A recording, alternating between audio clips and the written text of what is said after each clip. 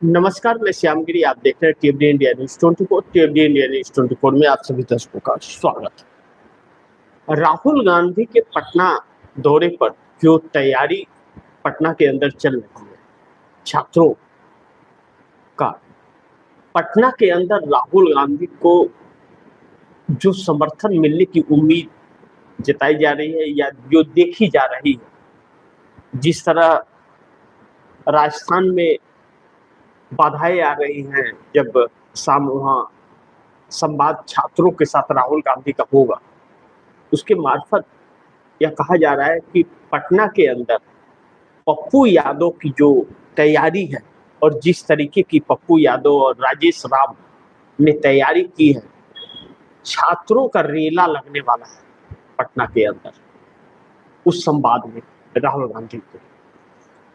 और जैसे सम्राट चौधरी को हिला दिया है पूरी तरह से, वह बहुत प्रभावित होने वाला है वहां से, पटना से जो संवाद छात्रों का होगा, जो इस आंदोलन का आगाज किया है राहुल गांधी ने।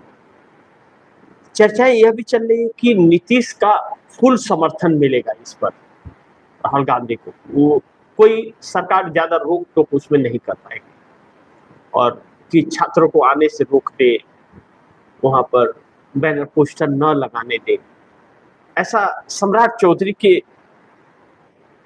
बस में नहीं रहेगा। क्योंकि कहीं ना कहीं नीतीश कुमार का झुकाव थोड़ा है इस वक्त, उसे वो गलत नहीं मानते, छात्रों से चर्चा और बात करना गलत नहीं मानते हैं इसके लिए। और चंद्रबाबू नायडू का भी एक अल्टीमेटम कहे या चुनौती कहे, जो भी नरेंद्र मोदी को, कि छात्रों के आवाज को दबाने की कोशिश ना की जाए। अगर दबाने की कोशिश की जाती है तो फिर छात्र भड़क सकते हैं, और छात्र अगर भड़केंगे तो छात्र पूरे देश में भड़क सकते हैं। क्योंकि युवाओं का जो एक ऐसा जोश होता है, वह बहुत जल्द बेकाबू हो जाते हैं, क्योंकि नया गर्म खून भी रहता है। तो वह अपने जननायक को, अगर उनको जितना रोका जाएगा उतने ही ज्यादा वह जाने की उत्सुकता दिखाएंगे। तो इसलिए न रोका जाए। लेकिन राजस्थान के अंदर तो रोका जा रहा है। राजस्थान के अंदर फोन कर करके कहा जा रहा है कि जाना नहीं है किसी को। वह तो शाम 7 बजे जब संवाद शुरू होगा राहुल गांधी का, तो कितने लोग पहुंचते हैं, कहां कहां से पहुंचते हैं। आज बहुत कुछ दिशा और दशा तय होगा। आज के राहुल गांधी के इस पहले संवाद से छात्रों के साथ हमेशा कुछ न कुछ नया प्रयोग करते रहते हैं राहुल गांधी, और जनता के बीच में रहना शायद उन्हें अच्छा भी लगता है, और जनता के मुद्दों को उठाना उनकी प्राथमिकता जो बन गई है। यही वजह तो है कि सरकार हिली हुई है, जिसकी वजह से तोड़ फोड़, पार्टियों को फोड़ा जा रहा है, तोड़ तोड़ करके अपने बहुमत के आंकड़े को इकट्ठा कर रही है, पूरे विपक्ष को तोड़ करके खत्म करना चाह रही है। लेकिन कहते हैं कि पड़ोस के घर में आग लगी है तो लपटे लगाने वाले के घर में भी आती है, क्योंकि पड़ोस में होता है। तो भारतीय जनता पार्टी भी पूर्ण बहुमत की सरकार तो है नहीं, यह सरकार अल्पमत की है और सहयोगी दलों के दम पर है। लेकिन अब आप ऐसा नहीं सोच सकते कि सहयोगी दलों के दम पे है, क्योंकि भारतीय जनता पार्टी अब बहुमत के नजदीक पहुंच गई। 240 वाली भारतीय जनता पार्टी 60 तक पहुंच गई, टीएमसी को तोड़ करके, 20 तोड़ के 260 का आंकड़ा कर लिया। 6 सांसद उद्धव ठाकरे के तोड़ लिए तो 266 हो गया, और शरद पवार भी इसी हफ्ते टूट सकते हैं, अगले हफ्ते टूट सकते हैं, और 8 हैं उनके पास, 6 उनके भी टूट जाएंगे कोई, और 6 टूट जाएंगे तो सोचिए 66 और 6 73 हो जाएंगे, 72 हो जाएंगे।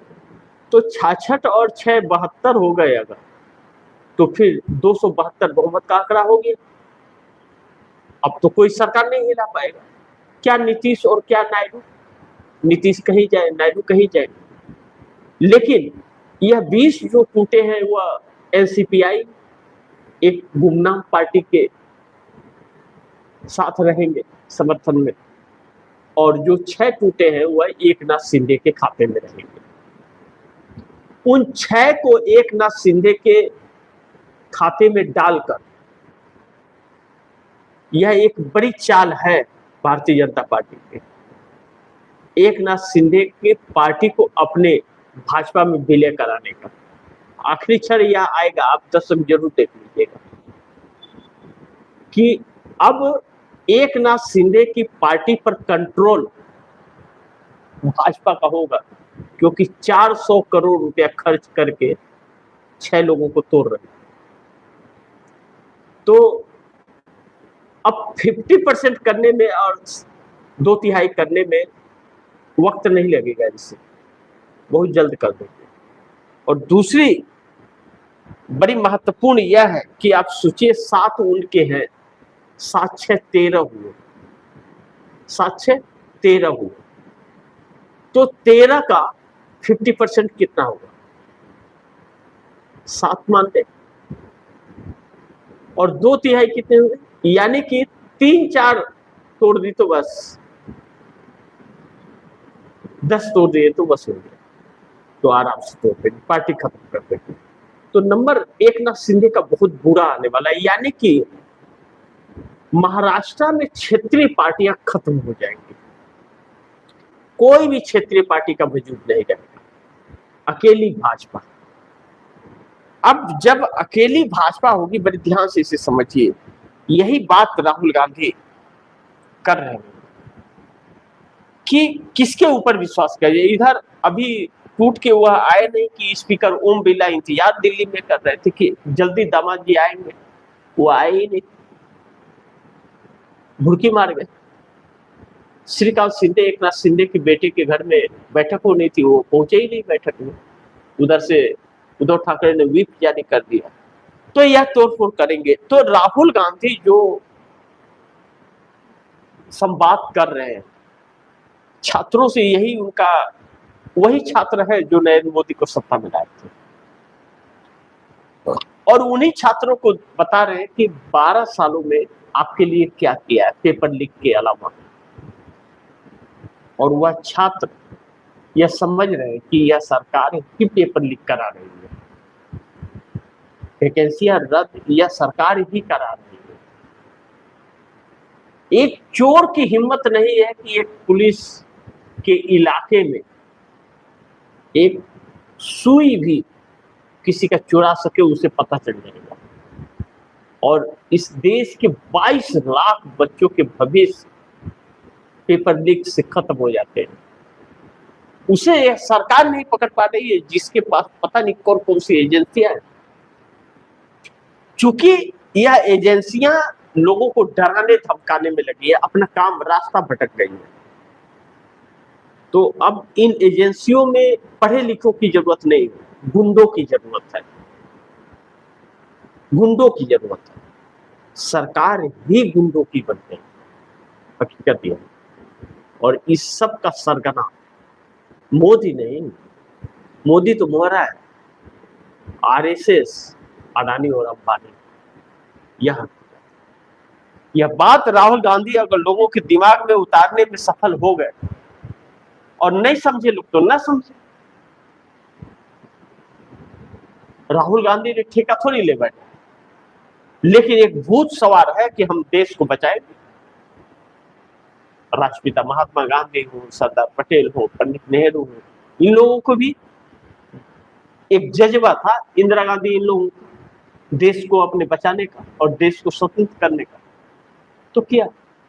आपके लोग अगर कायरों की तरह रहना ही चाहते, जनता ही चाहती है, तो फिर कोई क्या कर सकता है, तब ऐसे ही चलता रहेगा और फिर एक दिन गुलाम बन जाएगा, जो बहुत जल्द हो जाएगा। अब ऐसे में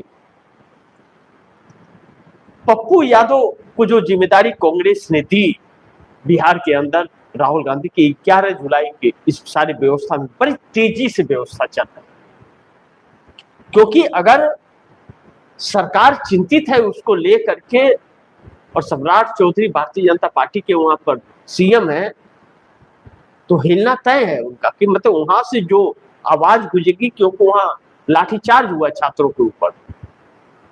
छात्र इनके कहने पर रुकने वाले नहीं है। जैसे वहां कहा जा रहा है ओम बिरला ने राजस्थान में भेजा, तो वहां वह भी शाम तक पता चल जाएगा, लेकिन बिहार में नहीं रोक पाएंगे सत्ता रह के भी।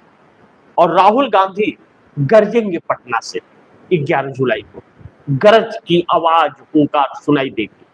लेकिन पटना में राहुल गांधी को नीतीश का समर्थन तो मिलेगा, इसमें कोई शक नहीं है अब, क्योंकि अब नीतीश कुमार की पार्टी के तरफ से पूछे जाने पर यह बातें तो निकल रही है कि भाई यह हर किसी का अधिकार है, संबोधन करना, बातचीत करना, या रैली करना, सभा करना, यात्रा करना, इसे क्यों रोका जाए। और दूसरा, चंद्रबाबू नायडू इन छात्रों के आंदोलन से चिंतित है, तो नरेंद्र मोदी को अल्टीमेटम दे रहे हैं। लेकिन नरेंद्र मोदी पर अब कोई असर नायडू पायडू का होने वाला है नहीं, क्योंकि नायडू की जरूरत मोदी को अब है नहीं। सिर्फ डिलिमिटेशन बिल पास हो जाए एक बार, नायडू एडो को तो यूं ही रगड़ देंगे चुटकियों में, उनके सांसदों को सब भाजपा वाले हो जाएंगे। तो नरेंद्र मोदी 400 पार नरेंद्र मोदी भाजपा का करेंगे। देखिएगा, ये जो भी आ रहे हैं ना, सब एक दिन भाजपा वाले हो जाएंगे। नायडू फायडू सब खत्म हो जाएंगे, सब खत्म हो जाएंगे। नायडू, सिंधे, बिंदे सब खत्म हो जाएंगे, कोई नहीं बचेगा, सिर्फ भाजपा बचेगी। और दूसरी तरफ सिर्फ कांग्रेस ही लड़ने के लिए बचेगी, बाकी सबका अस्तित्व खत्म हो जाएगा। और यह सब कुछ यह पार्टियां स्वयं करा रही हैं, हिम्मत नहीं दिखा पा रही आवाज उठाने का। जिस तरह से राहुल गांधी जा रहे हैं, सभाएं कर रहे हैं, सड़कों पर उतर रहे हैं, या उतरे अगर तो हिम्मत नहीं होगी, पार्टी तोड़ने तो दूर की बात। लेकिन सब सरेंडर, सब दिखावा है कि हम इंडिया गठबंधन के हिस्सा है, ये है वो, कुछ भी नहीं है, सब डरपोक लोग। तो ऐसे लोगों को वोट ही नहीं देना चाहिए, जो क्षेत्रीय पार्टी के नाम पर यह प्रपंच रच रहे हैं, लोग पाखंड कर रहे हैं, और पीछे से ऐसी तानाशाही सरकार के साथ है। तो अब चंद्रबाबू नायडू को भी डर लग रहा है कि राहुल गांधी ऐसी सभाएं करते जाएंगे तो कल को चंद्रबाबू नायडू का भी विरोध होगा आंध्र प्रदेश के अंदर। तो अब छात्रों के समर्थन में है, लेकिन समर्थन तो सरकार को कर रहे हैं ना, सरकार कर रही, कौन सा छात्रों के साथ अन्याय कर रहे तो समर्थन वापस ले लिए चंद्रबाबू नायडू ने, समर्थन दे रहे हैं ना।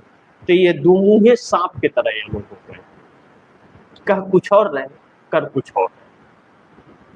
तो ऐसे में आप दर्शकों की क्या राय है, क्या सुझाव है, कमेंट बॉक्स में जरूर दीजिएगा। और इस खबर को ज्यादा से ज्यादा शेयर कीजिएगा, अपने दोस्तों को भी कहिएगा आगे शेयर कर।